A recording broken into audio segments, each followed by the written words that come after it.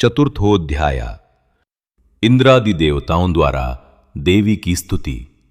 सिद्धि की इच्छा रखने वाले पुरुष जिनकी सेवा करते हैं तथा देवता जिन्हें सब ओर से घेरे रहते हैं, उन जया नाम वाली दुर्गा देवी का ध्यान करें। उनके श्रीअंगों की आभा काले मेघ के समान श्याम है।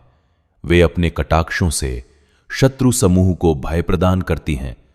उनके मस्तक पर आबद्ध चंद्रमा की रेखा शोभा पाती है। वे अपने हाथों में शंख, चक्र, कृपाण और त्रिशूल धारण करती हैं। उनके 3 नेत्र हैं। वे सिंह के कंधे पर चढ़ी हुई हैं और अपने तेज से तीनों लोकों को परिपूर्ण कर रही हैं। ऋषि कहते हैं, अत्यंत पराक्रमी दुरात्मा महिषासुर तथा उसकी दैत्य सेना के देवी के हाथ से मारे जाने पर इंद्र आदि देवता प्रणाम के लिए गर्दन तथा कंधे झुकाकर उन भगवती दुर्गा का उत्तम वचनों द्वारा स्तवन करने लगे। उस समय उनके सुंदर अंगों में अत्यंत हर्ष के कारण रोमांच हो आया था। देवता बोले, संपूर्ण देवताओं की शक्ति का समुदाय ही जिनका स्वरूप है तथा जिन देवी ने अपनी शक्ति से संपूर्ण जगत को व्याप्त कर रखा है, समस्त देवताओं और महर्षियों की पूजनीय उन जगदंबा को हम भक्ति पूर्वक नमस्कार करते हैं। वे हम लोगों का कल्याण करें। जिनके अनुपम प्रभाव और बल का वर्णन करने में भगवान शेषनाग, ब्रह्मा जी तथा महादेव जी भी समर्थ नहीं हैं, वे भगवती चंडिका संपूर्ण जगत का पालन एवं अशुभ भय का नाश करने का विचार करें। जो पुण्यात्माओं के घरों में स्वयं ही लक्ष्मी रूप से, पापियों के यहां दरिद्रता रूप से, शुद्ध अंतःकरण वाले पुरुषों के हृदय में बुद्धि रूप से, सत्पुरुषों में श्रद्धा रूप से तथा कुलीन मनुष्य में लज्जा रूप से निवास करती हैं, उन आप भगवती दुर्गा को हम नमस्कार करते हैं। देवी, आप संपूर्ण विश्व का पालन कीजिए। देवी, आपके इस अचिंत्य रूप का, असुरों का नाश करने वाले भारी पराक्रम का तथा समस्त देवताओं और दैत्यों के समक्ष युद्ध में प्रकट किए हुए आपके अद्भुत चरित्रों का हम किस प्रकार वर्णन करें। आप संपूर्ण जगत की उत्पत्ति में कारण है। आप में सत्वगुण, रजोगुण और तमोगुण, ये तीनों गुण मौजूद हैं, तो भी दोषों के साथ आपका संसर्ग नहीं जान पड़ता। भगवान विष्णु और महादेव जी आदि देवता भी आपका पार नहीं पाते। आप ही सबका आश्रय हैं। ये समस्त जगत आपका अंशभूत है, क्योंकि आप सबकी आदिभूत अव्याकृता परा प्रकृति हैं। देवी, संपूर्ण यज्ञों में जिसके उच्चारण से सब देवता तृप्ति लाभ करते हैं, वह स्वाहा आप ही हैं। इसके अतिरिक्त आप पितरों की भी तृप्ति का कारण हैं। अतएव सब लोग आपको स्वधा भी कहते हैं।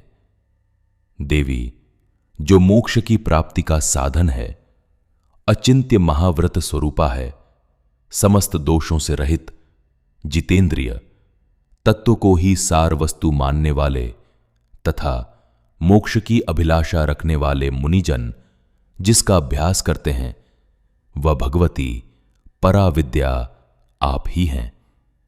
आप शब्द स्वरूपा है, अत्यंत निर्मल, ऋग्वेद, यजुर्वेद तथा उद्गीत के मनोहर पदों के पाठ से युक्त सामवेद का भी आधार आप ही हैं। आप देवी त्रयी तीनों वेद और भगवती छहों ऐश्वर्यों से युक्त हैं। इस विश्व की उत्पत्ति एवं पालन के लिए आप ही वार्ता खेती एवं आजीविका के रूप में प्रकट हुई हैं। आप संपूर्ण जगत की घोर पीड़ा का नाश करने वाली हैं। देवी, जिससे समस्त शास्त्रों के सार का ज्ञान होता है, वह मेधा शक्ति आप ही हैं। दुर्गम भवसागर से पार उतारने वाली नौका रूप दुर्गा देवी भी आप ही हैं। आपकी कहीं भी आसक्ति नहीं है। कैटभ के शत्रु भगवान विष्णु के वक्षस्थल में एकमात्र निवास करने वाली भगवती लक्ष्मी तथा भगवान चंद्रशेखर द्वारा सम्मानित गौरी देवी भी आप ही हैं। आपका मुख मंद, मुस्कान से सुशोभित, निर्मल, पूर्ण चंद्रमा के बिंब का अनुकरण करने वाला और उत्तम सुवर्ण की मनोहर कांति से कमनीय है। तो भी उसे देखकर महिषासुर को क्रोध हुआ और सहसा उसने उस पर प्रहार कर दिया। ये बड़े आश्चर्य की बात है। देवी, वही मुख जब क्रोध से युक्त होने पर उदय काल के चंद्रमा की भांति लाल और तनी हुई भौहों के कारण विकराल हो उठा, तब उसे देखकर जो महिषासुर के प्राण तुरंत नहीं निकल गए, ये उससे भी बढ़कर आश्चर्य की बात है। क्योंकि क्रोध में भरे हुए यमराज को देखकर भला कौन जीवित रह सकता है। देवी, आप प्रसन्न हो। परमात्म स्वरूपा आपके प्रसन्न होने पर जगत का अभ्युदय होता है और क्रोध में भर जाने पर आप तत्काल ही कितने कुलों का सर्वनाश कर डालती हैं। ये बात अभी अनुभव में आई है। क्योंकि महिषासुर की ये विशाल सेना क्षण भर में आपके कोप से नष्ट हो गई है। सदा अभ्युदय प्रदान करने वाली आप जिन पर प्रसन्न रहती हैं, वे ही देश में सम्मानित हैं। उन्हीं को धन और यश की प्राप्ति होती है। उन्हीं का धर्म कभी शिथिल नहीं होता तथा वे ही अपने हष्ट पुष्ट स्त्री, पुत्र और भृत्यों के साथ धन्य माने जाते हैं। देवी, आपकी ही कृपा से पुण्यात्मा पुरुष प्रतिदिन अत्यंत श्रद्धापूर्वक सदा सब प्रकार के धर्मानुकूल कर्म करता है और उसके प्रभाव से स्वर्गलोक में जाता है। इसलिए आप तीनों लोकों में निश्चय ही मनोवांछित फल देने वाली हैं। मां दुर्गे, आप स्मरण करने पर सब प्राणियों का भय हर लेती हैं और स्वस्थ पुरुषों द्वारा चिंतन करने पर उन्हें परम कल्याणमयी बुद्धि प्रदान करती हैं। दुख, दरिद्रता और भय हरने वाली देवी, आपके सिवा दूसरी कौन है जिसका चित्त सबका उपकार करने के लिए सदा ही दयार्द्र रहता हो। देवी, इन राक्षसों के मारने से संसार को सुख मिले तथा ये राक्षस चिरकाल तक नरक में रहने के लिए भले ही पाप करते रहे हों, इस समय संग्राम में मृत्यु को प्राप्त होकर स्वर्गलोक में जाएं। निश्चय ही यही सोचकर आप शत्रुओं का वध करती हैं। आप शत्रुओं पर शस्त्रों का प्रहार क्यों करती हैं? समस्त असुरों को दृष्टिपात मात्र से ही भस्म क्यों नहीं कर देती? इसमें एक रहस्य है। ये शत्रु भी हमारे शस्त्रों से पवित्र होकर उत्तम लोकों में जाएं। इस प्रकार उनके प्रति भी आपका विचार अत्यंत उत्तम रहता है।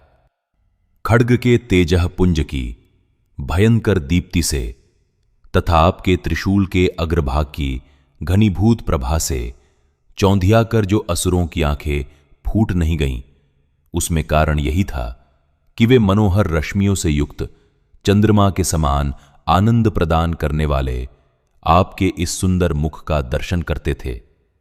देवी, आपका शील दुराचारियों के बुरे बर्ताव को दूर करने वाला है।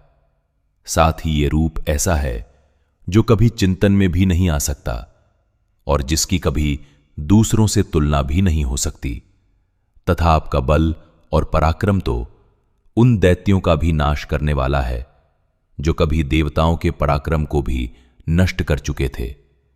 इस प्रकार आपने शत्रुओं पर भी अपनी दया ही प्रकट की है। वरदायिनी देवी, आपके इस पराक्रम की किसके साथ तुलना हो सकती है? तथा शत्रुओं को भय देने वाला एवं अत्यंत मनोहर ऐसा रूप भी आपके सिवा और कहां है?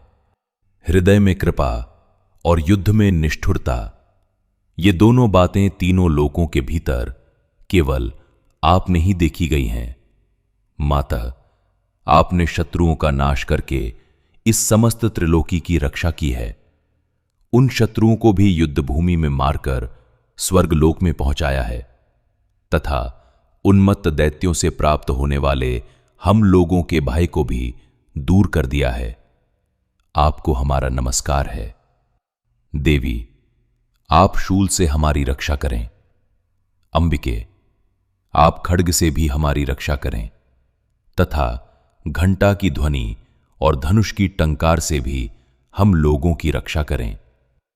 चंडिके, पूर्व, पश्चिम और दक्षिण दिशा में आप हमारी रक्षा करें तथा ईश्वरी, अपने त्रिशूल को घुमाकर आप उत्तर दिशा में भी हमारी रक्षा करें। तीनों लोकों में आपके जो परम सुंदर एवं अत्यंत भयंकर रूप विचरते रहते हैं, उनके द्वारा भी आप हमारी तथा इस भूलोक की रक्षा करें। अंबिके, आपके कर पल्लवों में शोभा पाने वाले खड्ग, शूल और गदा आदि जो अस्त्र हों, उन सब के द्वारा आप सब ओर से हम लोगों की रक्षा करें। ऋषि कहते हैं, इस प्रकार जब देवताओं ने जगन्माता दुर्गा की स्तुति की और नंदन वन के दिव्य पुष्पों एवं गंध चंदन आदि के द्वारा उनका पूजन किया, फिर सबने मिलकर जब भक्तिपूर्वक दिव्य धूपों की सुगंध निवेदन की, तब देवी ने प्रसन्न वदन होकर प्रणाम करते हुए सब देवताओं से कहा। देवी बोली, देवताओं, तुम सब लोग मुझसे जिस वस्तु की अभिलाषा रखते हो उसे मांगो। देवता बोले, भगवती ने हमारी सब इच्छा पूर्ण कर दी, अब कुछ भी बाकी नहीं है, क्योंकि हमारा यह शत्रु महिषासुर मारा गया। महेश्वरी, इतने पर भी यदि आप हमें और वर देना चाहती हैं, तो हम जब जब आपका स्मरण करें, तब तब आप दर्शन देकर हम लोगों के महान संकट दूर कर दिया करें।